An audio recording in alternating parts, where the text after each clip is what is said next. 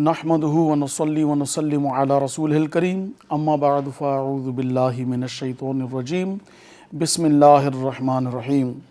वाखाण उन अल्लाह तबारक व तआला जल्ल जलालहू जी जेको इबादत जो अकेलो हक़दार आहे। हज़रत आदम अलैहिस्सलाम खां वठी हज़रत मुहम्मद सल्लल्लाहु अलैहि वसल्लम ताईं जेके बि नबी सॻोरा ऐं रसूल तशरीफ़ वठी आया, उन्हनि सभिनी हिक ई दावत ॾिनी, कहिड़ी? ला इलाहा इल्लल्लाह, अल्लाह खां सवाइ ॿियो को बि इबादत जो लाइक़ु नाहे। इहो एॾो वॾो सच आहे, एॾो वॾो सच आहे, जंहिं दुनिया जे तमामु बरगज़ीदा ॿाननि अल्लाह पाक जी बारगाह में सभ खां वधीक इज़त वारी अगरि शख़्सियत का आहे त नबी आहे। हिकु नबी न, लॻभॻि 1,24,000 नबियनि सॻोरनि जेका ॻाल्हि कई उहा हिकिड़ी कई, कहिड़ी? अल्लाह खां सवाइ ॿियो कोई बि इबादत जो लाइक़ु नाहे। एॾो वॾो सच आहे इहो। इन खां पोइ लखें करोड़नि दुरूद सलाम अल्लाह तबारक व तआला जे आख़िरी नबी ऐं समूरनि नबियनि ऐं रसूलनि जे सरदार हज़रत मुहम्मद सल्लल्लाहु अलैहि व आलिहि वसल्लम जिन जी ज़ात अक़दस ते ऐं संदन आल ऐं असहाब सॻोरनि ते अॼु सुबुह जी इल्तिजा, सुबुह जी सदा रब काइनात जी बारगाह में त हे करीम रब, तोखे पंहिंजी शान करीमी जो वासितो, तोखे पंहिंजी शान रहीमी जो वासितो। असां गुनाहगार बंदा आहियूं, असांजे गुनाहनि जी सज़ा बेशक तो क़ुरान पाक में वाज़े फरमायो आहे त तव्हांखे जेका बि मुसीबत अचे थी उहा तव्हांजे हथनि जी कयल आहे, मां घणो कुझु त तव्हांखे मुआफ़ करियां थो। बेशक अॼु असांजे वतन ते, अॼु असांजी धरती ते, अॼु असांजी क़ौम ते जेको वक़्तु ॾुखियो आयल आहे उहा असांजे हथनि जी कयल आहे। ऐं मुंहिंजा करीम रब, असां तुंहिंजी बारगाह में तौबा था करियूं, असांखे मुआफ़ी अता फरमा ऐं असांजे मुल्क मां बदहाली जो सिलसिलो ख़तमु फरमा ऐं असां सभिनी खे हिदायत वारी वाट ते हलाए त जीअं आईंदा तूं असां ते न ॾमिर ऐं असांजे मथां अज़ाब न फरमा। हीअ बि हिकिड़ो अज़ाब आहे, असांजे हथनि जी कयल जेको बि करतूत आहिनि जे करे असांखे जेका सज़ा आहे। करीम रब सुबुह जी सदा आहे, असांखे मुआफ़ी अता फरमा, असां ते रहम फरमा, असांजे मुल्क पाकिस्तान ते बाज फरमा ऐं रहमतुनि ऐं बरकतुनि जा दरवाज़ा असांजे मथां खोल। इन सुबुह जी सदा, इन सुबुह जी इल्तिजा खां पोइ नाज़रीन, अॼोको जेको हीउ प्रोग्राम आहे सिंध टीवी जो रोशनी जी वाट, इन जे तमामु नाज़रीन और सामाईन जी ख़िदमत में अस्सलामु अलैकुम वरहमतुल्लाहि तआला वबरकातुहू। आऊं आहियां अॼु मेज़बान अबुल हसन अब्दुल ख़ालिक़ क़ादरी ऐं अॼु असां जंहिं टॉपिक ते गुफ़्तगू कंदासूं उहो इंतिहाई अहम आहे। असांजो प्रोग्राम मां शुरू खां वठी चवंदो पियो अचां, हीउ तरबियती प्रोग्राम हुजे थो, रोज़ानो जी बुनियाद ते कंहिं नए टॉपिक सां अवां जी ख़िदमत में हाज़िर थींदा आहियूं। अॼु असां जंहिं टॉपिक खे पंहिंजो मौज़ूअ सुखन बणायो आहे उहो आहे वक़्त जो क़दुरु। ही उहो टॉपिक आहे, उहो मौज़ू आहे जंहिंजे बारे में तमामु बुज़ुर्गनि, तमामु लीडरनि, तमामु वॾनि जेके बि वॾा थी चुका उहे इल्मी, अमली, समाजी, सियासी ऐं मुख़्तलिफ़ शोबा आहे ज़िंदगी सां तालुक़ु रखनि था, उन्हनि हिकिड़ी शइ ते ज़ोर ज़रूरु ॾिनो ऐं उन्हनि मुंहिंजा कामयाबु जेके बि थिया न उहे सिर्फ़ु उहे थिया जिन वक़्त जो क़दुरु कयो। जिन वक़्त जो क़दुरु न कयो, वक़्तु उन्हनि जो क़दुरु न कयो। जिन वक़्त जो क़दुरु कयो, वक़्तु उन्हनि जो क़दुरु कयो आहे। अचो त इन टॉपिक ते असां बहितरीनु गुफ़्तगू करियूं ऐं इन खां पहिरीं जो गुफ़्तगू जो सिलसिलो शुरू करियूं ऐं अवां जी ख़िदमत में पंहिंजे मुअज़्ज़ज़ महिमाननि जो तारुफ़ पेश कंदुसि। अॼु असांखे जंहिं आलिम दीन जॉइन कयो आहे, बहितरीनु आलिम दीन आहिनि अल्लामा मोहम्मद वसीम सिकंदरी साहब। अस्सलामु अलैकुम साईं, अवां जी महिरबानी, अवां पंहिंजे क़ीमती वक़्त मां कुझु घणियूं कढी असांजे प्रोग्राम में शिरकत कयो ऐं अॼु असां इन ई वक़्त जो क़दुरु इन टॉपिक ते तव्हां सां गुफ़्तगू कंदासूं। ऐं अॼु असांजे इन प्रोग्राम में जंहिं सुठे आवाज़ सां अल्लाह पाक नवाज़ियो आहे, खेनि शिरकत कई अथऊं, न्याणी आहे मेहरीन फ़ातिमा। अस्सलामु अलैकुम। वालेकुम अस्सलाम। आपका शुक्रिया, आप तशरीफ़ ले आएंगे। सो मोहतरम नाज़रीन, अवां जे इल्म में आहे असांजी रिवायतात, असां पंहिंजे प्रोग्राम जी शुरूआत अल्लाह तबारक व तआला जल्ल जलालहू ऐं उनजे महबूब करीम सल्लल्लाहु अलैहि वसल्लम जी वाखाण सां कंदा आहियूं। अचो त सभ खां पहिरीं नाते रसूल पाक सल्लल्लाहु अलैहि वसल्लम ॿुधूं मोहतरमा मेहरीन फ़ातिमा खां। बेखुद किए देते हैं अंदाज़ हिजाबाना, आदिल मैं तुझे रख लूं ए जलवाए जाना, इत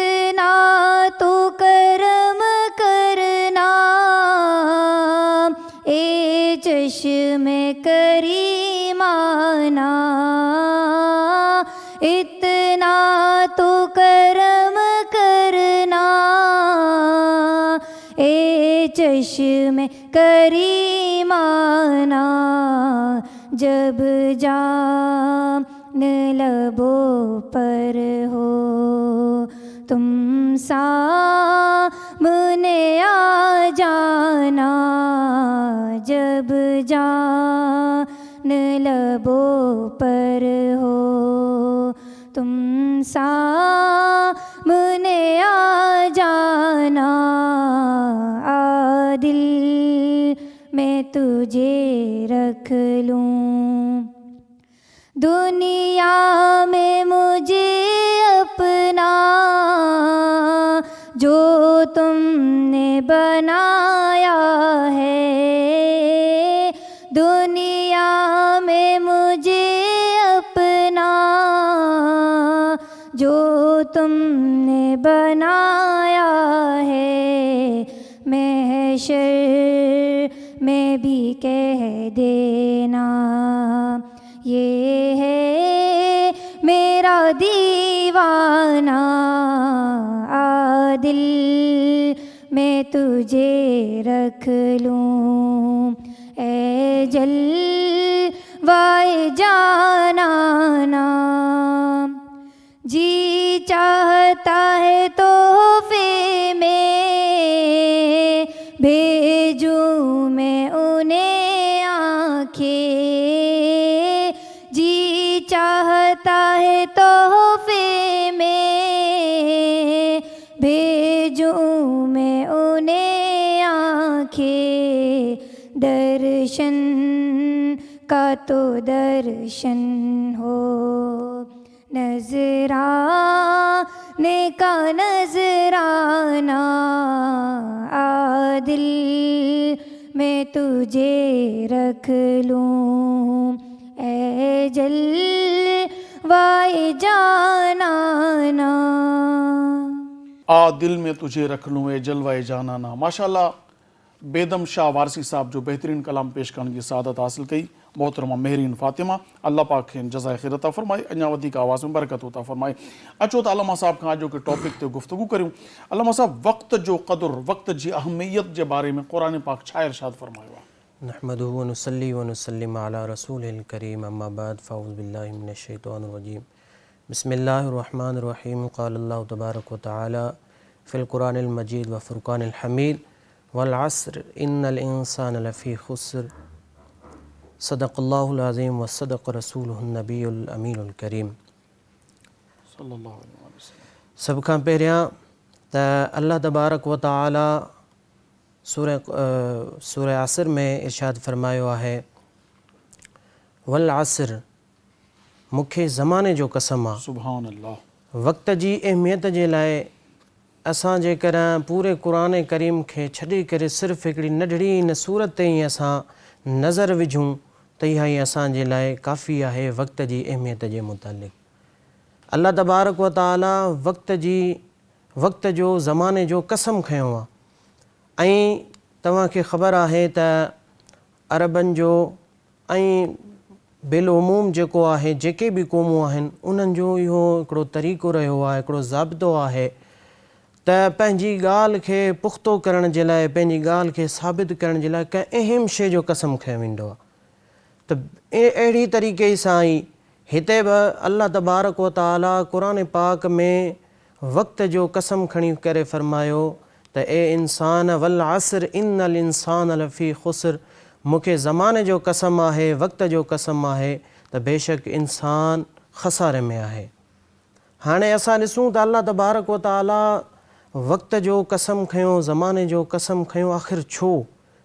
आख़िर कहिड़ी वक़्त में अहिड़ी अहमियत आहे, वक़्त जी कहिड़ी अहिड़ी ख़ूबी आहे जो अल्लाह तबारक व ताला वक़्त जो कसम खयो। हालांकि अल्लाह तबारक व ताला त हर शइ ते क़ादिर आहे, इन अल्लाह अला कुल्लि शैइन क़दीर, अल्लाह तबारक व ताला हर शइ ते क़ादिर आहे, जंहिं शइ जो चाहे कसम खणी सघे थो, लेकिन अल्लाह तबारक व ताला वक़्त जो कसम खयो आहे। उहो इन जे करे ई त असांखे तारीख़ी किताबनि मां ऐं मुताले सां मालूम थिए थो त वक़्त जो क़दुरु हिकु वॾी तमामु अहम शइ आहे ऐं इहा वॾी अल्लाह तबारक व ताला जी सआदत आहे ऐं जंहिंखे नसीबु थिए। छो त जेको वक़्तु आहे कंहिंजो इंतज़ारु न कंदो आहे, जेको वक़्तु आहे कंहिंजो इंतज़ारु न कंदो आहे, चाहे बादशाह हुजे, बादशाह जी बादशाही हुजे या बादशाह जी दरबार हुजे या बादशाह जो तख़्त हुजे, वक़्तु कंहिंजो इंतज़ारु न कंदो आहे।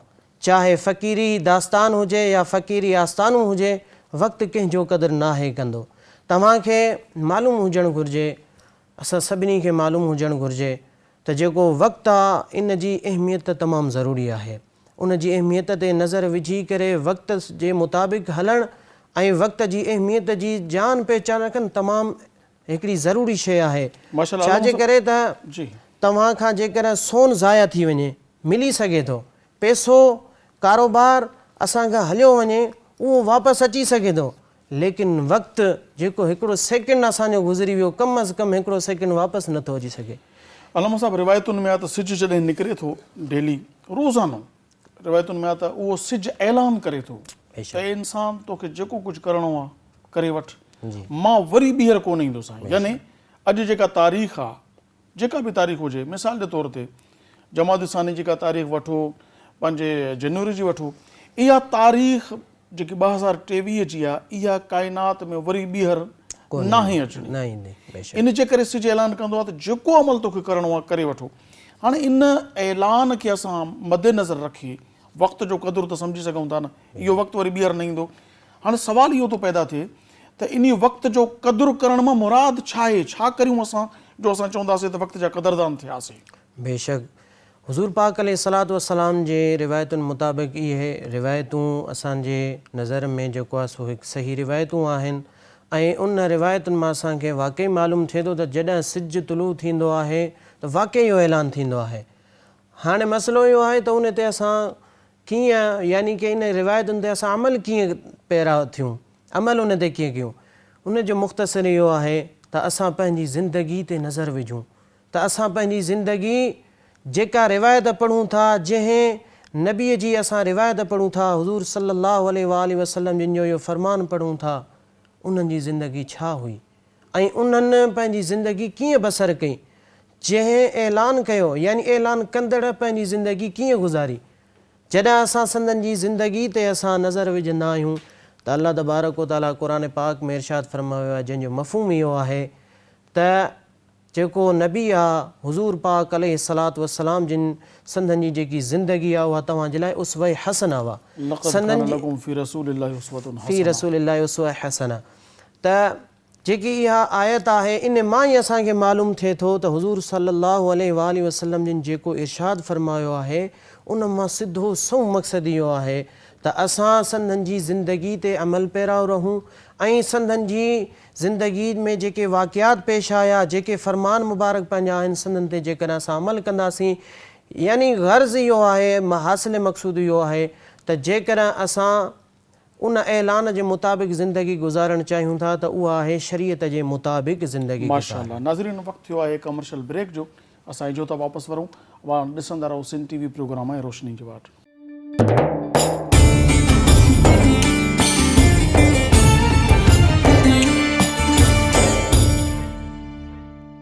भलीकार नाज़रीन, अवां ॾिसी रहिया आहियो सिंध टीवी प्रोग्राम आहे रोशनी जी वाट। सो माशाअल्लाह आवाज़ भरलो आहे असांजी न्याणी मेहरीन फातिमा जो। अचो त अॼु रिवायत खां हटी करे अॼु पहिरीं नात ॿुधूं था, वरी उन खां पोइ सवाल जवाब सिलसिलो। जी, नात सुनाया मैं।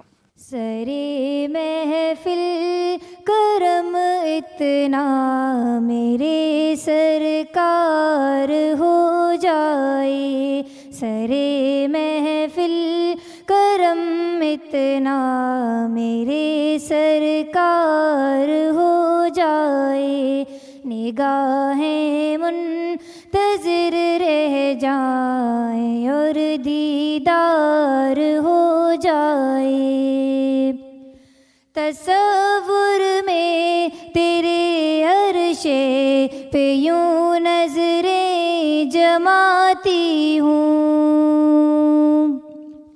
तसव्वुर में तेरे अर्शे पे यूं नजरें जमाती हूँ, ہوں نہ جانے کون شیشے میں تیرا دیدار ہو جائے، نہ جانے کون شیشے میں تیرا دیدار ہو جائے۔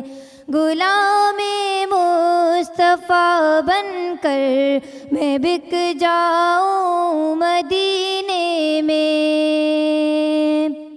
غلام مصطفیٰ بن کر میں بک جاؤں مدینے میں، محمد نام پر سودا سرے بازار ہو جائے، محمد نام پر سودا سرے بازار ہو جائے۔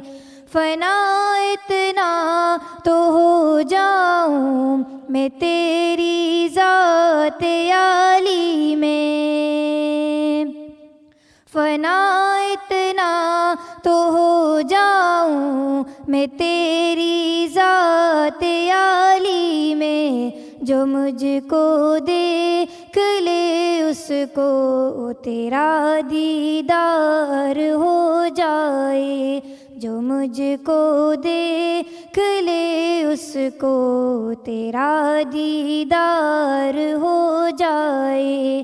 سرے محفل کرم اتنا میرے سرکار ہو جائے، نگاہیں منتظر رہ جائیں اور دیدار ہو جائے۔ ماشاءاللہ، سر محفل کرم اتنا میری سرکار ہو جائیں کہ نگاہیں منتظر رہ جائیں اور دیدار ہو جائے، فنا اتنا تو ہو جاؤں میں تیری ذات عالی میں۔ یا رسول اللہ صلی اللہ علیہ وسلم، فنا اتنا تو ہو جاؤں میں تیری ذات عالی میں کہ مجھے جو دیکھ لے اس کو تیرا دیدار ہو جائے۔ ماشاءاللہ تمام بہترین انداز میں نیانی ثنا خوانی پیش کئی، اللہ پاک کھین برکت عطا فرمائے۔ علامہ صاحب، وقت جو قدر، وقت جی اہمیت جے بارے میں بزرگان دین جو چھا رویو رہو ہے، کوئی اڑو واقعو تہاں جے ذہن میں؟ جی بے شک، حضرت قاضی شریح رحمت اللہ علیہ پان فرمائن تھا تا ایک ڈی آؤں عید جو ڈی ہوجے ऐं पंहिंजे अल्लाह तबारक व ताला जे ज़िक्र में मशगूल हुजां ऐं आऊं वञी रहियो आहियां रोड तां त के कुझु नौजवान हुआ जेके खिल भोग ऐं मज़ाक में लॻा वेठा हुआ, उन में मसरूफ़ हुआ। पाण उन्हनि खे ॾिसी करे फ़रमायूं त हे नौजवानो, तव्हां हिते केॾी महिल खां वेठा आहियो ऐं केसीं ताईं वेहंदो? छा तव्हां हिते हमेशह हिते वेही करे मज़ाक ऐं खिल भोग में पंहिंजो वक़्तु विञाईंदा आहियो? त नौजवाननि अर्ज़ु कयो, साईं अॼु ईद जो ॾींहुं आहे, फारिग हुजण जो ॾींहुं आहे ऐं उन फ़राग़त खे असां गुज़ारण जे लाइ बसि कुझु टाइम असां हिते वेठा आहियूं, कचहरी खिल भोग ऐं ख़ुशि दिली में लॻा वेठा आहियूं। पाण अफ़सोस वारो वॾो साहु भरी करे पाण फ़रमायूं त जेको तव्हां नज़रियो पेश कयो आहे इहो क़ुर जो नज़रियो न आहे। नौजवाननि अर्ज़ु कयो, साईं क़ुर जो नज़रियो छा आहे?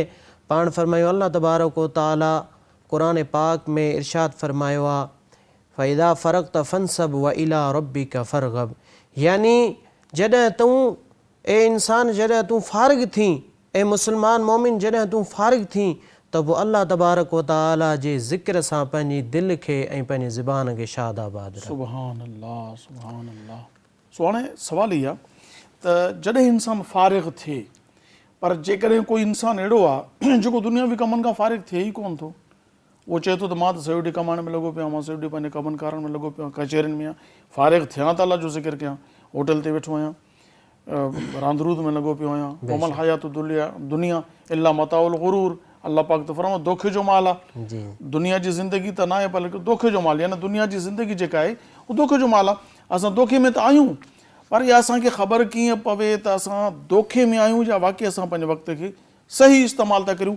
इन जो असांखे को अहिड़ो कुलियो इरशाद फरमायो जो ख़बर पवे त असां हीउ जेको वक़्तु आहे इहो ज़ाया था कयूं ऐं जेको असांजो वक़्तु आहे उहो सजायो थो वञे। इहो इम्तियाज़ करण जो को कुलियो। बेशक तव्हांजो सुवालु जेको आहे सो तमामु अहम आहे ऐं वाक़ई माण्हुनि जी आदत हूंदी आहे त चवंदा आहिनि असांखे त वक़्तु मिले ई कोन थो। असल में वक़्तु अल्लाह तबारक व ताला जी हिकिड़ी नेमत आहे। ऐं इहा हर इंसान खे मुयसरु आहे, हर इंसान वटि आहे, लेकिन छा आहे वक़्तु हर माण्हू वटि हूंदो आहे, लेकिन तरजीहात असांजूं ग़लति हूंदियूं आहिनि। माशाअल्लाह। असल में हूंदो आहे तरजीहात जो। बाज़ औक़ात अहिड़ा माण्हू हूंदा आहिनि जेके चवंदा आहिनि त असांखे वक़्तु नथो मिले, हालांकि तव्हां उन्हनि जी ज़िंदगी ते गौर कंदो त हू घंटनि जा घंटा, कलाकनि जा कलाक, इख़बारनि जा जेके पेज हूंदा आहिनि उन्हनि में पढ़ण में मसरूफ़ हूंदा आहिनि। किन माण्हुनि जी आदत हूंदी आहे नावल पढ़ण जी, नावल हिकिड़ो अहिड़ो टॉपिक आहे उहो पढ़ण जी, उन्हनि जे घंटनि केतिरनि जा कलाकनि जा कलाक उहे माण्हू उहो नावल पढ़ंदा रहंदा आहिनि। हथां की मूं त इहो ॿुधो आहे त जेकॾहिं हुननि जो वस पुॼे त हू 24 कलाक इन शइ खे पढ़ंदा रहनि। त मसइलो इहो आहे त वक़्तु उन्हनि माण्हुनि वटि बि आहे, वक़्तु असां वटि बि आहे, वक़्तु हर इंसान खे आहे, लेकिन मसइलो हूंदो आहे तरजीहात जो।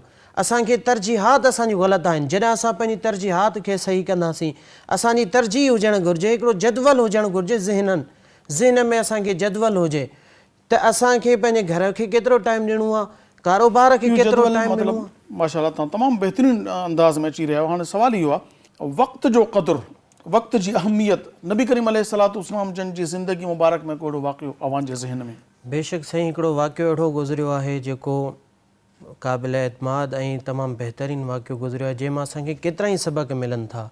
उन्हनि मां हिकिड़ो वाक़ियो इहो आहे त हुज़ूर पाक अलैहिस्सलातु वस्सलाम जिन जी मजलिस लॻल हुई, सहाबी सगोरा मौजूदु हुआ, सभु सहाबी सगोरा संदनि जी मजलिस में वेठा हुआ।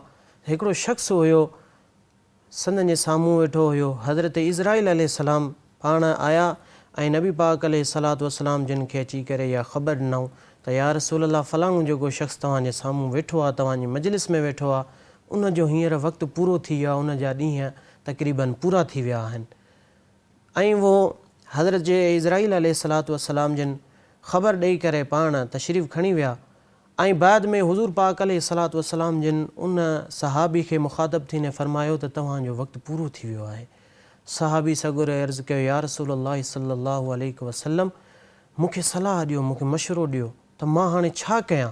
पाण करीम अलैहिस्सलातु वस्सलाम जिन फ़रमायो त तूं इल्म जी कंहिं महफ़िल में वञी वेह, इल्मु वञी हासिलु कर। त असांखे इन वाक़े मां असांखे इहो मालूम थो थिए त जेकर असां वक़्त खे बचायूं, वक़्त जी अहमियत ते नज़र रखंदे असां जेकर इल्मु हासिलु कयूं त सभ खां पहिरियां अवलीन मरतबो इल्म जो आहे। अहिड़े तरीक़े सां जीअं तव्हांखे मां अर्ज़ु कयो त हिकिड़ो शेड्यूल ठाहिणु घुरिजे। सभ खां पहिरियां ॾिसूं त इस्लाम में सभ खां वधीक अहमियत वारी कहिड़ी शइ आहे त हुज़ूर पाक अलैहिस्सलातु वस्सलाम जिन जी हदीस आहे जंहिंजो मफ़हूम इहो आहे त तव्हां इल्मु हासिलु कयो पींघे खां क़ब्र ताईं। तक़रीबन नंढड़नि ॿारनि खे बि इहा हदीस मफ़हूमनि यादि आहे त हुज़ूर सल्लल्लाहु अलैहि वसल्लम जिन जॾहिं इल्म जी एतिरी अहमियत फ़रमाई जो पाण करीम सल्लल्लाहु अलैहि वसल्लम जिन हुनखे फ़रमायो त जेकॾहिं तोखे जेके वक़्तु बचियो आहे इन में वञी तूं इल्म जी कंहिं महफ़िल में वेह। त सभ खां पहिरियां असां जेको शेड्यूल ठाहियूं पंहिंजी ज़िंदगी जो, इस्लाम हरगिज़ ईअं नथो चए त तव्हां कारोबार न कयो या तव्हां घर वारनि खे टाइम न ॾियो या तव्हां 24 ई कलाक अल्लाह ताला जी इबादत में हुजो, ॿियो को कमु ई न कयो। न, बेशक इस्लाम हर शइ जो असांखे हुकुम ॾिए थो। कारोबार आहे, ज़िंदगी आहे ऐं उन में घर वारनि जा मसाइल आहिनि, दीनी मसाइल आहिनि, जेके बि आहिनि त असांखे हिकिड़ो शेड्यूल ठाहिणु घुरिजे जंहिंमें सभ खां पहिरियां असांखे शामिलु करणु घुरिजे त असां इल्मु रोज़ानो केतिरो हासिलु कयूं, या कंहिं महफ़िल में असां वञी करे शरीक थियूं इल्मी महफ़िल में, या रोज़ानो असां क़ुरान पाक जो हिकिड़ो रुकू तर्जुमे सां गॾु पढ़ूं।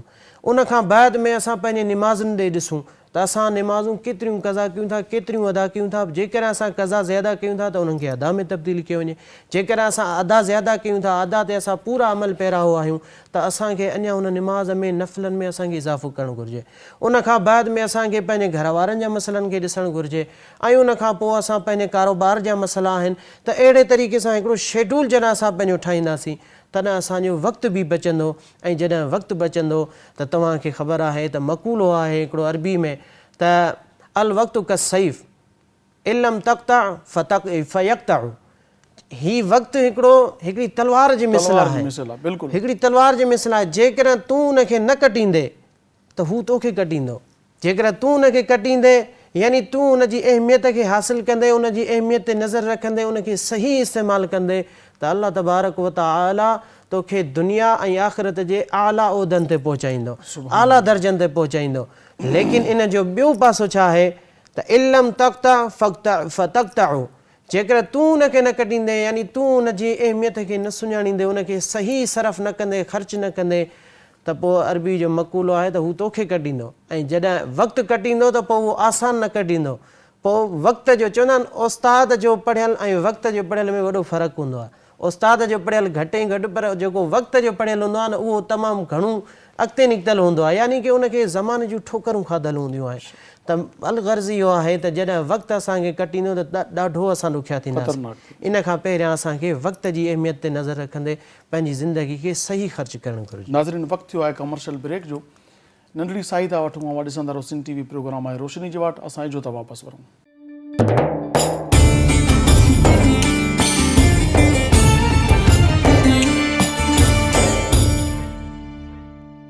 भलीकार नाज़रीन, मां ॾिसी रहिया सिंध TV प्रोग्राम आहे रोशनी जी वाट। ऐं अॼु असां वक़्त जी क़दुर ते गुफ़्तगू करियूं पिया।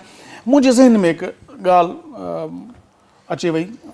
शेख फरीदुद्दीन अत्तार रहमतुल्लाह अलैह पंहिंजी किताब में लिखियो आहे तज़किरतुल औलिया में, त हिकु बुज़ुर्ग रहमतुल्लाह अलैह खां कंहिं शख़्स पुछियो, साईं मां कामयाबु ज़िंदगी गुज़ारणु चाहियां थो, मूंखे को अहिड़ो ॾांहुं ॾियो, अहिड़ो ॾसु ॾियो त मुंहिंजी ज़िंदगी मां वक़्त जो क़दुरु कीअं करियां, ज़िंदगी कामयाबु कीअं गुज़ारियां।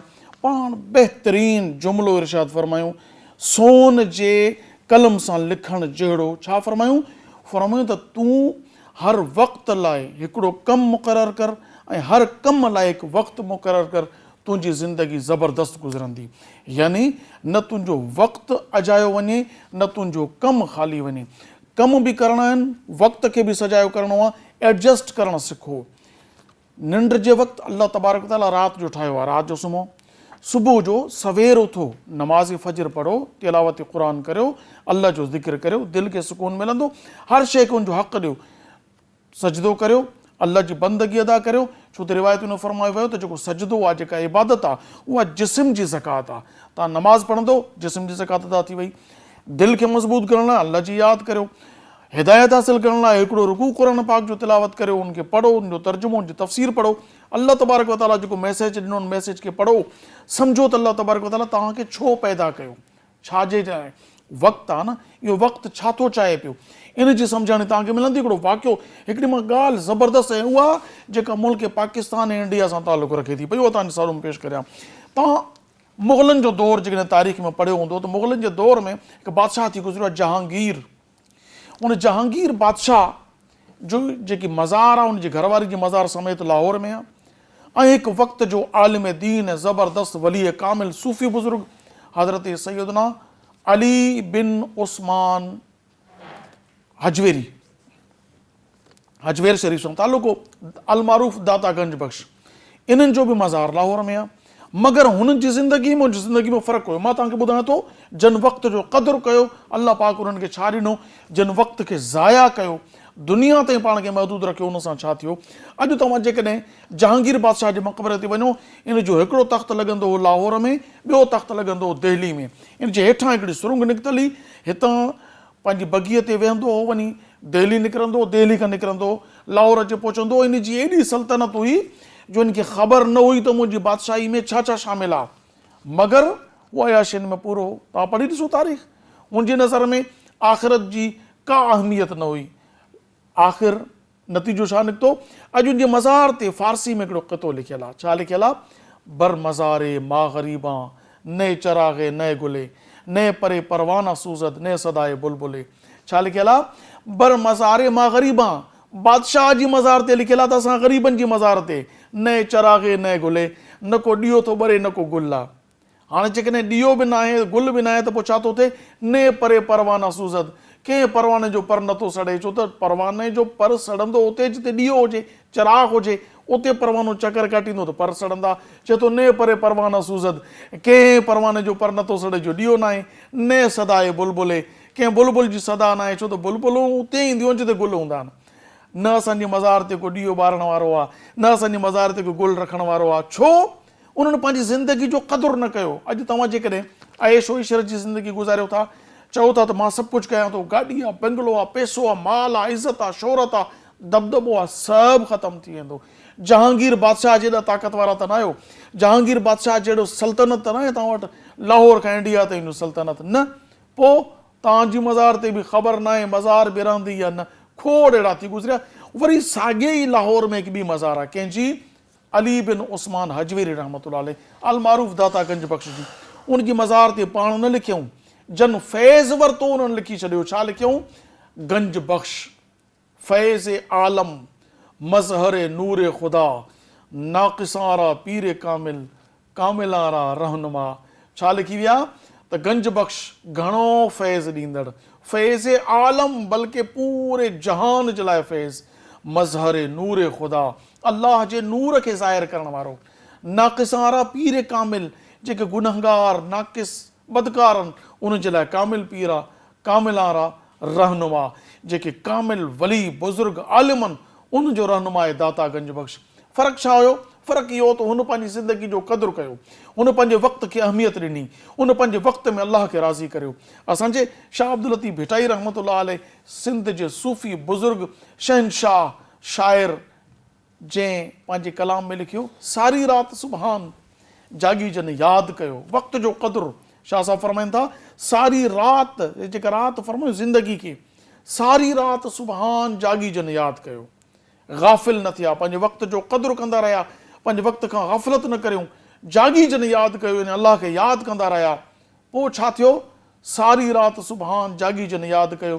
तंजी अब्दुल लतीफ़ चए, मिटीअ लधो मान, उहो जेका क़बर जी मिटी आहे न, उनखे बि अलाह पाक इज़त ॾींदो। कंहिंजी क़बर जी मिटी खे? जे अलाह जे यादि में पंहिंजी ज़िंदगी गुज़ारी, गाफ़िल न थियो, वक़्त जो क़दुरु कयईं। कोड़े कनि सलाम अॻु अचो, उनजे करोड़े माण्हू ईंदा सलामी। अॼु दाता गंज बख्श अली अजवेरी, सखी सुल्तान बाहू रहमतुल्लाह अलैह, गौस पाक जी मज़ार, कलंदर शाहबाज़ जी मज़ार, वलीन जी मज़ारुनि ते तव्हां छो वेंदा आहियो? इन जे करे त इन्हनि पंहिंजे वक़्त जो क़दुरु कयो। जन वक़्त जो क़दुरु न कयो, केतिरा ई करोड़े बादशाह दुनिया मां थी गुज़रिया, ख़तमु थी विया। छा थियो? सभु कुझु हिते रहिजी वियो, कुझु बि न।